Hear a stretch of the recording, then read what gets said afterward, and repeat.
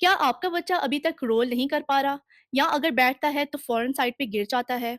आपको हर तरफ से ये सुनने को मिल रहा है कि हमारा बच्चा तो 4 महीने में ही क्रॉल करना शुरू हो गया था। लेकिन सच क्या है?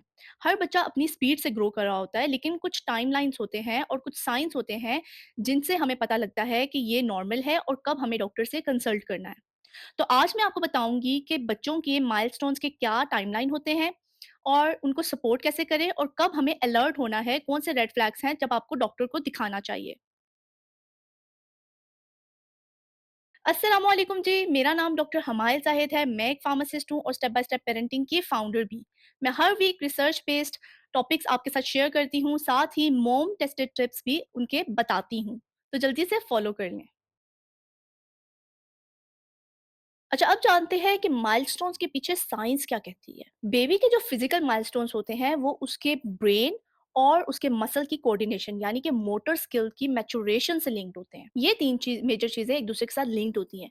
यानी कि पहले बच्चा जो है वो हेड कंट्रोल करना सीखता है, फिर रोलिंग करना सीखता है, फिर बैठना सीखता है, फिर क्रॉलिंग करना सीखता है।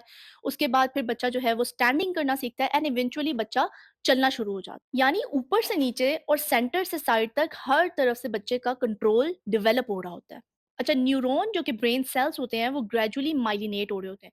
माइलिन एक प्रोटेक्टिव कोटिंग होती है जो नर्व सेल्स के ऊपर होती है, नर्व सिग्नल्स को फास्ट कर रही होती है। जितनी माइलिनेशन स्ट्रांग होती है उतनी ही कोऑर्डिनेशन बेटर होती है। इस प्रोसेस की वजह से हर बेबी की स्पीड अलग होती है, इसलिए बच्चे को दूसरे बच्चे से कंपेयर करना गलत होता है। अच्छा, सबसे पहले हमारे पास आ जाता है रोलिंग। रोलिंग का नेचुरल जो टाइमलाइन है वो है 3 से 4 महीने के अंदर बच्चा साइड पे रोल हो जाता है, दोनों साइड्स की तरफ और 5 से 6 महीने के अंदर बच्चा बैक से टमी पे और टमी से बैक पे रोल होना शुरू हो जाता है। अब इसको हम कैसे सपोर्ट करें? रोलिंग को सपोर्ट करने के लिए सबसे ज़रूरी होता है टमी टाइम। 3 से 4 दफ़ा दिन में 3 से 5 मिनट के इंटरवल पे आपने 3 से 5 मिनट के लिए बच्चे को फ्लैट सरफेस के ऊपर पेट के बल लेटाना है। ये बच्चे की नेक और शोल्डर को जो है वो स्ट्रॉन्ग कर रहा होता है। इसके अलावा आप बच्चे को विजुअल ट्रैकिंग करवाएँ, कोई भी कलरफुल रैटल या टॉय बच्चे के साइड से आइज़ के साइड से बच्चे के पास लेके आएँ और फिर उसको मूव करें दूसरी डायरेक्शन में। इस तरह बच्चे के लिए को रोल करना भी आता है और बच्चे की विजुअल ट्रैकिंग स्ट्रॉन्ग होती है। इसके अलावा जब बच्चा छोटा-सा बच्चा भी होता है, वो भी आपकी एनकरेजमेंट को समझ सकता है, आपके इमोशंस को सेंस कर सकता है। तो पॉज़िटिव टॉक करें, अगर बच्चा रोल कर रहा है या कोशिश कर रहा है, तो फ़ौरन से उसको अपलॉड करें, एप्रिशिएट करें और थोड़ा-सा माँ-बाप के एक्साइटमेंट को देख के बच्चा उस चीज़ को दोबारा करता है, एनकरेज्ड होता है। अच्छा, क्या चीज़ आपने अवॉइड करनी है वो ये है कुशन्ड सर्फेसेज़ या मैट्रेस पे बच्चे को लेटाना। ये कुशन्ड सर्फेसेज़ और मैट्रेसेज़ जो होते हैं, बच्चे की एनर्जी अब्ज़ॉर्ब कर लेते हैं और बच्चे की जो मूवमेंट है ना, वो उनको उसको हिंडर कर रहे होते हैं। तो बच्चे को ज़्यादा ज़ोर लगाना पड़ता है। इसीलिए बच्चे को ज़मीन पे, फ्लोर पे, कारपेटेड सरफेस पे लेटाएँ और जब टमी टाइम दें तो वो उसको एनकरेज करें कि वो रोल करे। अब कब आपको डॉक्टर से कंसल्ट करना है? अगर 6 महीने गुज़र गए हैं, आपका बच्चा बिल्कुल भी रोल नहीं कर रहा साइड पे भी और ना ही उसने हेड लिफ्ट करना शुरू किया है, तो फ़ौरन अपने पीडियाट्रिक फिज़ियोथेरेपिस्ट से कंसल्ट करें।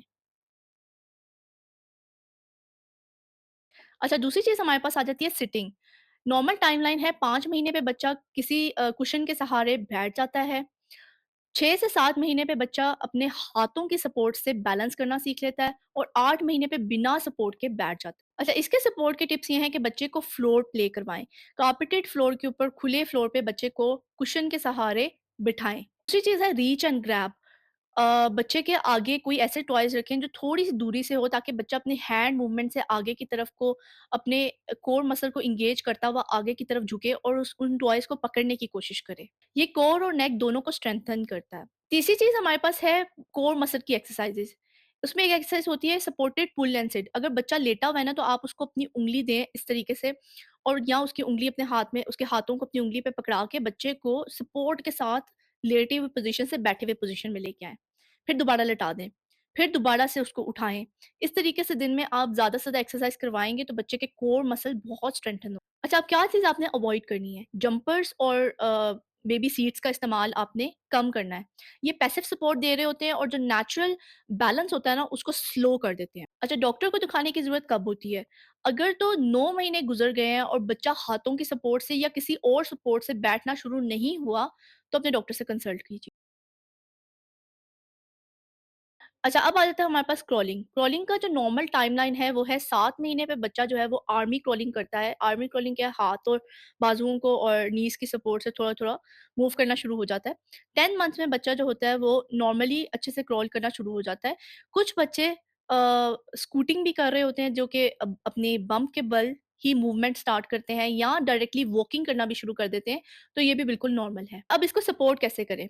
पहले तो आप बच्चे को ओपन एरिया जो क्लीन हो और नॉन स्लिप एरिया हो, जिसमें बच्चा ईज़िली एक्सप्लोर कर सके, फ्रीली एक्सप्लोर कर सके, ऐसे एरिया में बच्चे को छोड़ें। दूसरी चीज़ होती है मिरर प्ले।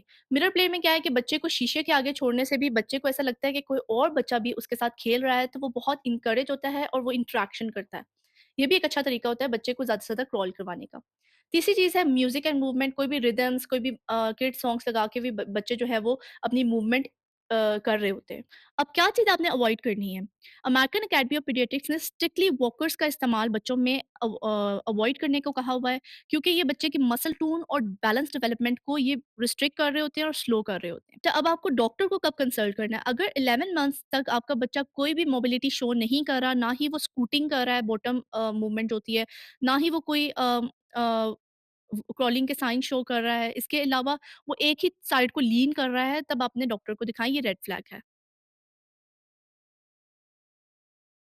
अच्छा, अब हमारे पास कुछ मज़ीद टिप्स हैं, जो कि आपके बच्चे को हेल्प करते हैं माइलस्टोन अचीव करने। अच्छा, पहला तो ये है कि आपने फ्लोर टाइम को प्रेफ़र करना है ओवर एनी डिवाइसेज़। बच्चे को कोई डेडिकेटेड फ्लोर एरिया दें, जिस पे आप कारपेट रख दें या कोई मैट रख दें, ताकि बच्चा फ्रीली एक्सप्लोर करे।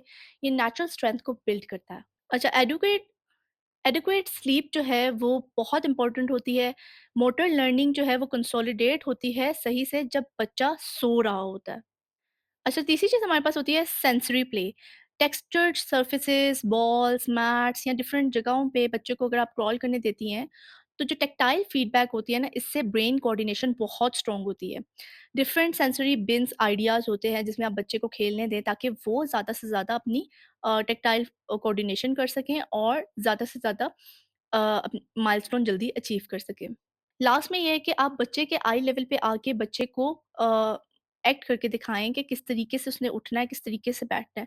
बच्चा जो है वो कॉपी करता है अपने पेरेंट्स को, और अगर उसके पेरेंट्स की तरफ से उसको पॉजिटिव एनकरेजमेंट मिलती है, तो बच्चा बहुत जल्दी ग्रो कर रहा होता है और वो बहुत जल्दी माइलस्टोन्स अचीव कर रहा होता है।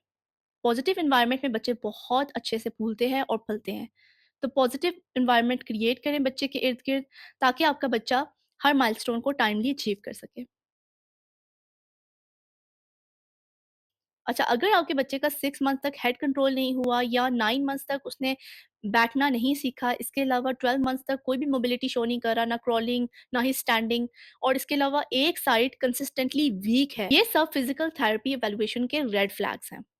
अच्छा, अब एक बात याद रखिएगा, हर बच्चा अपनी पेस पे ब्लूम करता है। कंपैरिज़न करना सिर्फ़ एंग्ज़ायटी देता है, प्रोग्रेस नहीं। आपका काम है कि आपने एक सेफ एनवायरनमेंट बनाना है और लविंग एनकरेजमेंट देनी है। बाकी नेचर अपना काम खुद कर लेगी। अगर आपको ये वीडियो पसंद आई होगी, तो एक लाइक ज़रूर दीजिएगा और सब्सक्राइब कर लीजिएगा। और नई माँओं के साथ शेयर करना मत भूलिएगा, ताकि वो थोड़ी कम एंग्ज़ियस हों। मिलते हैं अगली वीडियो के साथ नेक्स्ट वीक, तब तक के लिए अपना ख़्याल रखिएगा। अल्लाह हाफ़िज़।